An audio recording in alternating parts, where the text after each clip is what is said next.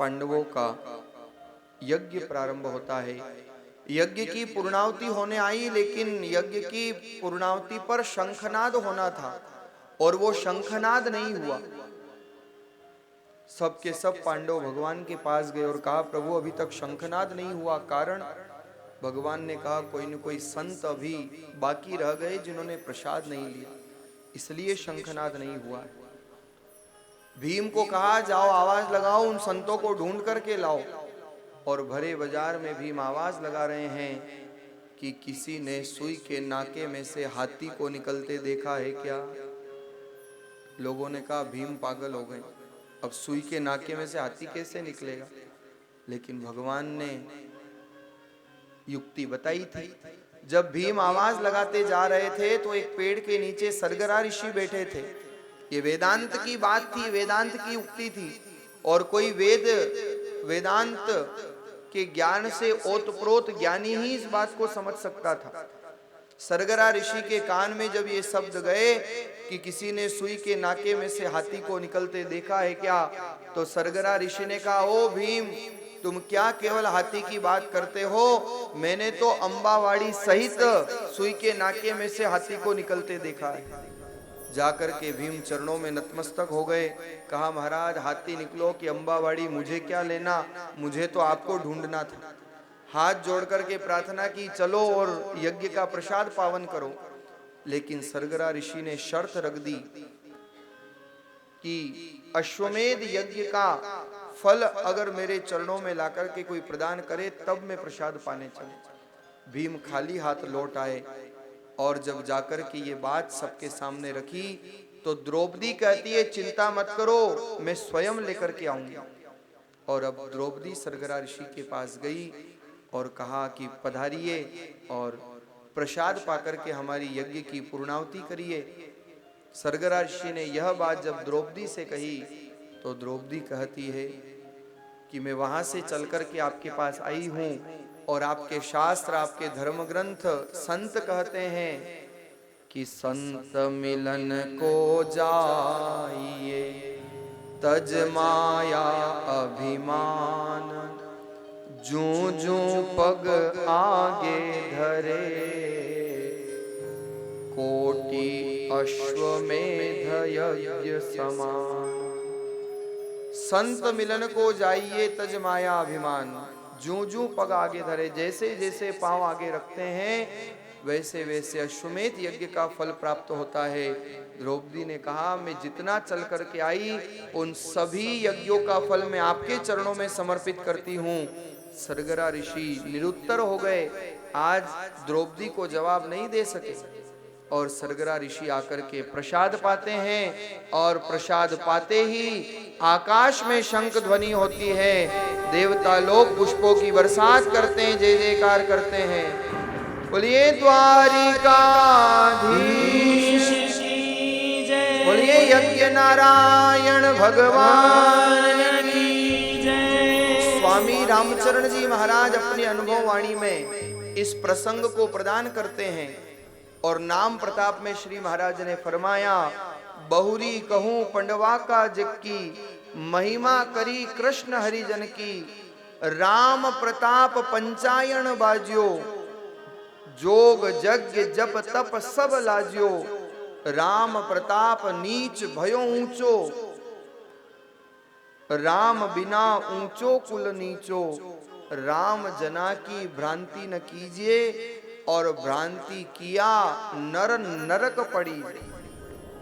बहुरी कहू पंडवा काजी की, श्री महाराज ने अपनी अनुभव वाणी में इस प्रसंग को प्रदान किया। सारा कार्य बड़े आनंद के साथ, बड़े ठाठ के साथ हुआ, लेकिन एक कार्य इस यज्ञ में ऐसा हो गया, जब मैदानों के द्वारा निर्मित महल में सब पांडव और द्रौपदी बैठे थे, दुर्योधन का आगमन हुआ।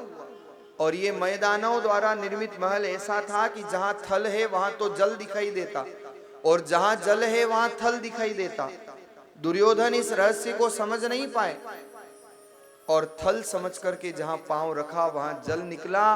परिणाम ये हुआ कि छपाक से गिर पड़ते हैं और द्रौपदी अपनी जिह्वा पर नियंत्रण नहीं रख सकी, दुर्योधन के गिरते ही द्रौपदी कहती है कि अंधे के जाए अंधे होते हैं। बस यही एक वाक्य महाभारत का मूल बीजारोपण कर देता है। कह दिया दुर्योधन ने भी कि बता देंगे अंधे के जाए कैसे होते हैं। इसलिए महाराज इन प्रसंगों के माध्यम से महापुरुषों ने चिंतन दिया है, समय और शब्द दोनों का बहुत गंभीरता से प्रयोग करना चाहिए। शब्द संभाल के बोलिए, शब्द के हाथ न पांव, एक शब्द औषधि करे और एक शब्द करे घाव। प्रभु को शक्ति नहीं पसंद बयान में, इसलिए तो उसने हड्डी नहीं दी जीबान में। व्यक्ति सत्ता, संपत्ति, सौंदर्य का अभिमान करके जो वाक्यों का प्रयोग करता है, शब्द ही तो है, शब्द से ही तो व्यक्ति दिल में उतर जाता है और शब्दों से ही व्यक्ति दिल से उतर जाता है। ये शब्दों का ही तो खेल है, शब्द जालम महारण्यम। और इसलिए हमारे रामस्नेही संप्रदाय के स्वामी रामचरण जी महाराज के शिष्य महाराज मुरली राम जी महाराज वाणी में फरमाते हैं कि मीठा बोलो नम चलो और लेओ भलाई अंग, मुरली की ताक जीवना नदी नाव का संग। कितना सा जीवन है और उसमें भी हम वाच्य दुर्वाच्य का प्रयोग करते हैं। अरे बचने का दरिद्रता, मीठा बोलने में क्या जाता है। लेकिन फिर भी व्यक्ति का स्वभाव है, व्यक्ति कठोर बोलता है, अपशब्द बोलता है। लेकिन शब्दों का प्रयोग करने से पहले संभाल करके शब्दों का प्रयोग करें, क्योंकि तलवार, चाकू, छुरी के घाव तो भर सकते हैं, लेकिन शब्दों के घाव बहुत जल्दी भरा नहीं करते हैं। इसलिए ये प्रसंग हमें प्रेरणा देते हैं कि हम शब्दों का प्रयोग बहुत संभल करके करें। अगर द्रौपदी ने उस दिन अपनी जिह्वा पर नियंत्रण रख लिया होता और अपने मुख से अगर ये शब्द नहीं निकाले होते तो शायद इतिहास कुछ अलग होता। लेकिन द्रौपदी की ये शब्द महाभारत का महासंग्राम खड़ा कर देते हैं। और द्रौपदी को भरी सभा में दुशासन के द्वारा अपमानित भी किया जाता है। लेकिन वो तो प्रभु की ऐसी अद्भुत कृपा थी कि भगवान द्रौपदी पर कृपा करते हैं। नारी है कि सारी है कि सारी है कि नारी है, नारी बीच सारी है कि सारी बीच नारी। ऐसा अद्भुत भगवान ने उस महाभारत के प्रसंग में द्रौपदी के चीर को बढ़ाया। और क्या कारण था जो भगवान ने द्रौपदी का चीर बढ़ाया? कारण था अभी जो आपने सुना, शिशुपाल वध। जब भगवान शिशुपाल वध करते हैं और उस समय आवेश में आकर के भगवान ने जब सुदर्शन चक्र धारण किया और सुदर्शन को गति प्रदान करके शिशुपाल का मस्तक विदीर्ण किया, तो सुदर्शन चक्र को भी शिशुपाल के दुर्वचनों पर इतना आवेग, इतना क्रोध आया था कि इतनी तीव्रता से सुदर्शन चक्र चले, भगवान की उंगली से खून बहने लगा था उस समय। और भरी सभा में जब द्वारिकाधीश की उंगली से रक्त का बहाव हो रहा था तो कोई नहीं आया, लेकिन द्रौपदी उसी समय अपनी साड़ी का पल्लू फाड़ करके और वो चीर भगवान की उंगली से लपेट देती है। वही चीर आज भगवान भरी सभा में द्रौपदी को उड़ाते हैं, द्रौपदी के लिए चीर बढ़ाते हैं। जब द्रौपदी ने भगवान को बहते हुए उस खून को रोका और भगवान की उंगली पर जब अपनी साड़ी का पल्लू फाड़ करके, वस्त्र फाड़ करके बांधा, तो भगवान कहते हैं द्रौपदी तू ये क्यों कर रही है, क्यों तू अपनी साड़ी फाड़ रही है? लेकिन जो उत्तर उस समय द्वारिकाधीश को द्रौपदी ने दिया वो बड़ा हृदय स्पर्शी था। द्रौपदी कहती है प्रभु प्यारे घन श्याम यदि काम आवे आपके तो निकाल दूं नसों को, ये तो रेशम के धागे हैं। द्रौपदी कहती है प्रभु प्यारे घन श्याम यदि काम आवे आपके तो निकाल दूं नसों को, ये तो रेशम के धागे हैं। अरे धागे भी पुराने, इन्हें दुर्लभ कौन माने।